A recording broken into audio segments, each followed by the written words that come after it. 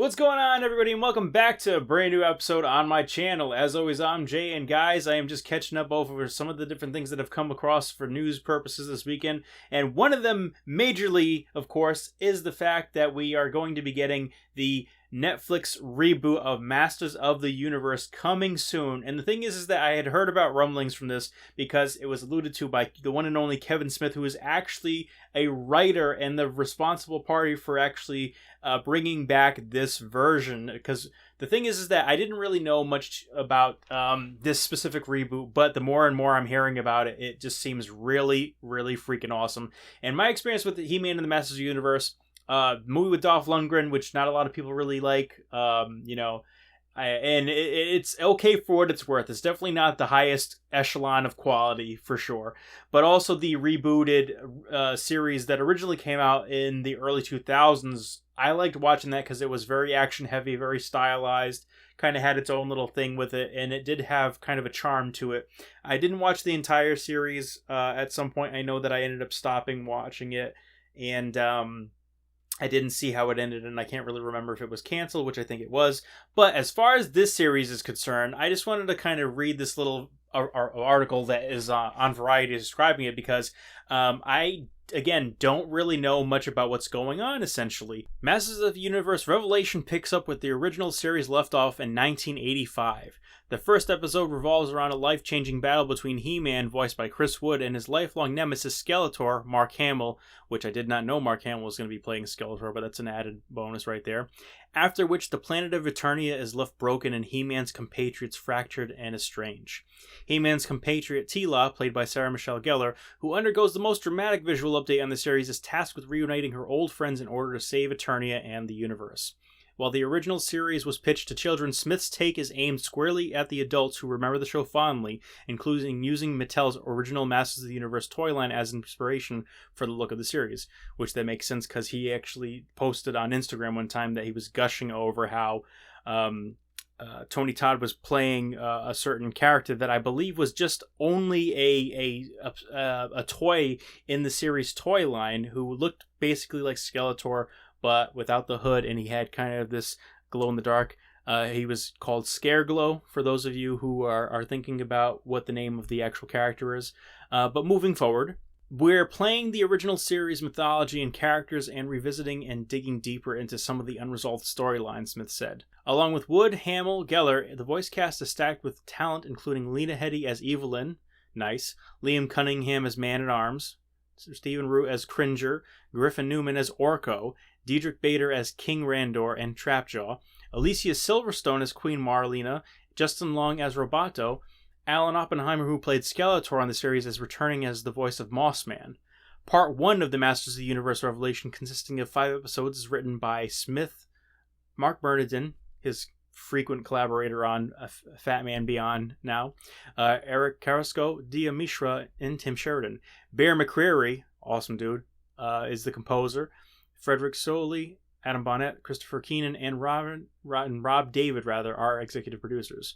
So, folks, this is actually pretty damn awesome. I mean, again, opening my eyes to a lot of these different things, I had no idea that this was going to be one of those things that was going to be a sort of reboot and continuation of the original series, which I'm not too familiar with 100%, faux pas on me, you can't watch all the 80s cartoons right away, and I'm sure I'm going to get to it at some point, but that's pretty awesome, and it, again, is going to be targeted to adults, and just from the listing of voice actors here, and all the other kind of performances that I'm sure they're going to get into the series, it's promising, very much looking to be a promising series, and I am on board with this. It looks pretty awesome, and the thing is that I even found out that the animation studio that did Castlevania, Powerhouse Animation, are going to be the people that are handling this animation as well, so that just makes it even more of a hype train for me personally, and like I said, lots of great names as far as talent and everything. And Mark Hamill being Skeletor is a huge thing. Lena Headey as Evil Lynn, that's a good pick right there. I didn't expect to see Alicia Silverstone in this. Justin Long's going to be in here, no doubt, because him and Kevin Smith are buddy for their several different kind of instances where they collaborated here and there. And yeah, I mean, this just screams, hype And anybody who's a fan of the Masters of the Universe, I don't see how you guys would not be a fan, hype for this. If you were a fan of the original material or of the Masters of the Universe mythos and everything, this is definitely something that seems right up your alley. And as far as that goes, I am digging the first images that were released recently as far as this goes. And if we're talking about like the awesome imagery right here, I mean, just take a look. You got Prince Adam. I'm sure about to be saying, I have the power to become none other than He-Man. And, you know, like I said, the animation, the style, everything looks very much a blending of the original series meets kind of the new series, meets kind of a new contemporary take on it. And it's going to be adult style. It's going to have some of those adult themes and stuff, probably. I don't know that I would say that Kevin would want to go too far in pushing the envelope, but I definitely can see him spinning a good yarn as far as a more mature tale for young adults and older adults. Nothing too sexual or violent, I don't think would fit well with the series, you know, again, because it's coming off of an original kids property. Then again, I could be totally off base. They could be going in that direction and it could potentially work. But still, digging what I'm seeing here for animation wise, and it's awesome the way that it's looking as far as Skeletor and He-Man throwing down. Obviously, He-Man with Castle Grayskull, and I don't know every character, so forgive me again, but these images look fantastic. I think I'm pretty sure that this is Tila. Maybe I'm wrong. And again, if you know, please correct me down in the comments below. I just can't get over how cool and awesome Skeletor looks. And then of course you have a He-Man riding his battle cat right there, which is pretty dope. And then Beastman, I think, and then this is Mossman, I assume. And then, of course, the band of kind of misfits and stuff and leftovers. And Orko's chilling in the background. You get Evelyn right there. And I'm assuming that's Roboto. And then there's a couple other people that look to be new characters, more than likely.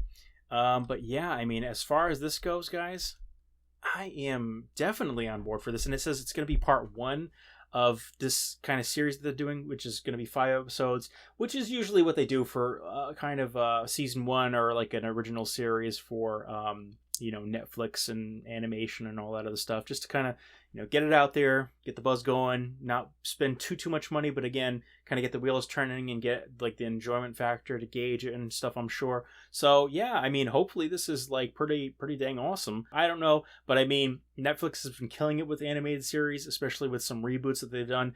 I mean, just look at Voltron. Damn, Voltron, with as many seasons as it's gotten, how well animated it was. Obviously, Powerhouse is a different style than that. Again, refer back to Castlevania, because that's what they've done amongst other series for Netflix, I believe. But yeah, guys, I mean, I am definitely for this, and I am so ready for this, and I hope that it's action-packed, it's interesting, and that they do some pretty cool stuff. And Kevin Smith has really been coming into his own, doing more than just, the typical indie stuff. He's been directing a lot of mainstream episodes of like Supergirl and those shows on the CW. Even though I'm not exactly fans of all those series, I still give kudos to him. And he's really kind of growing and expanding his repertoire of what he's done. And even going back when he did the Green Hornet kind of comic book series, and he was, working on all those different things, I really enjoyed those things that he did as well. And this right here, I have a feeling this will be something that gets me into yet another fandom or some type of thing along those lines. But all in all, guys, like I said, digging what I'm seeing for the first images and the description for the talent, the writing, and the team. But what do you guys think? Are you guys fans of the original Masters of the Universe, or the film, or even the rebooted series? And guys, what do you think of this upcoming series? Are you hyped? If you are, let me know in the comments down below. But that's all the time that I have for today's video, guys. So thank you so much for joining me. And if you dug the video, make sure you like, comment, and subscribe. That way you never miss a moment of my content. And if you are subbed, hit that bell button. That way you are on top of it when I make any new releases. But without further ado, guys, that's all the time that I have for today. So take care, and bye.